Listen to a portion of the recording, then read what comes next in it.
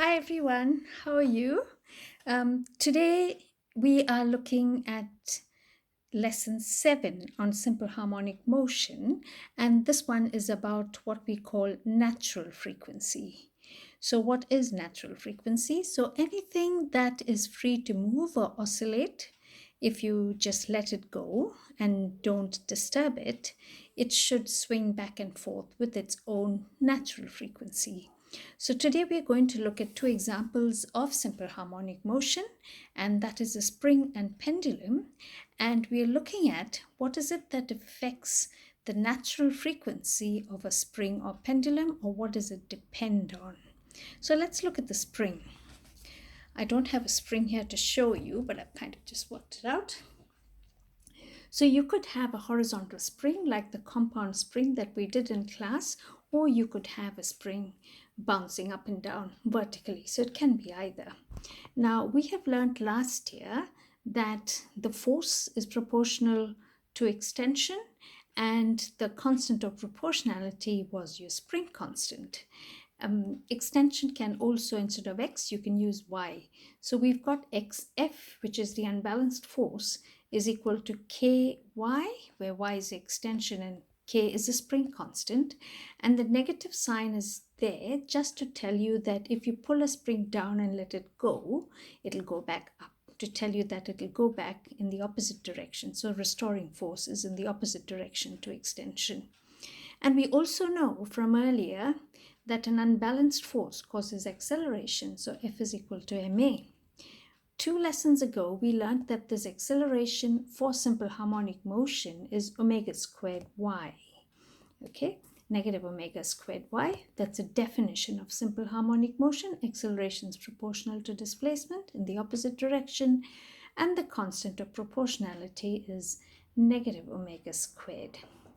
Okay, so if we equate both these equations for F, which is the unbalanced force, we end up with m omega squared y equals ky. Y is constant.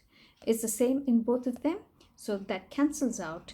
And if we get omega squared as our on this side, you get k over m, or omega is square root of k over m. Now we also know that omega, or angular frequency, is either 2 pi f or 2 pi over t. So if I want an expression for t, in place of this omega, I can put 2 pi over t, or make t the subject of the formula, and you end up with t is equal to 2 pi square root m over k. Or if you want for frequency, it just gets, I haven't done that, I put it in the notes. So frequency, f is equal to 1 over t, so it just gets 1 over 2 pi times root of k over m. So what does this equation tell us? It tells us that the period of a spring only depends on mass and the spring constant. So it depends on both these. So what happens if you increase mass? It's going to take longer to go up and down, or the period increases.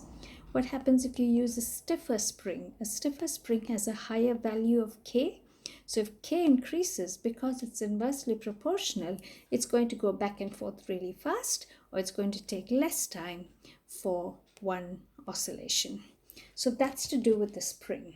Okay, now we're going to look at one more, which is the pendulum, and you're familiar with both these.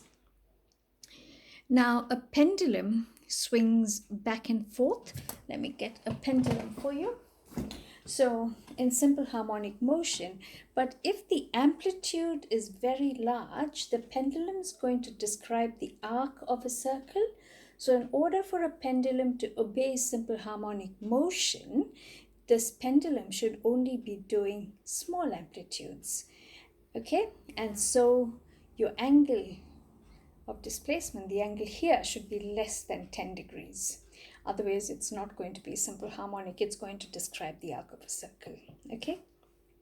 In reality, you would have learnt in maths that a circle is made of many little straight lines put together. Okay? So when a pendulum is at equilibrium, the forces are balanced.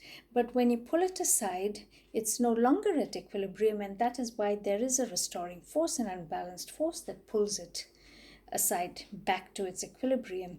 And this unbalanced force really is a component of gravity. So if you're looking at the pendulum in this position, okay, I'll just let that go. So you've got your gravity force acting vertically down, and this gravity force can actually be resolved into two components. One in the direction of the tension force, which balances it, and then you have the unbalanced force pointing towards equilibrium. And I've drawn it out as a diagram here. So that's your pendulum at equilibrium, and then when you pull it aside, the distance from equilibrium to wherever is your displacement y, and L is the length of the pendulum. Okay, this is just looking at how you resolve mg, which is the gravity force on the mass, into its two components. So that one's opposite your tension force, it's equal to that. And the other one, this F, is your unbalanced force. This is actually, so this unbalanced force is actually mg sine theta, because if you look at this right angle triangle, theta is the same as that. Okay, now for very small angles, if you look at this big triangle, your sine theta is almost equal to theta in radians. Now theta in radians is that distance divided by that radius, so it becomes y over L. So just going up there, so your unbalanced force is equal to mg y over L instead of sine theta, and that's equal to ma. But now we know that a is omega squared y. So just like we did for the spring, you equate both of them.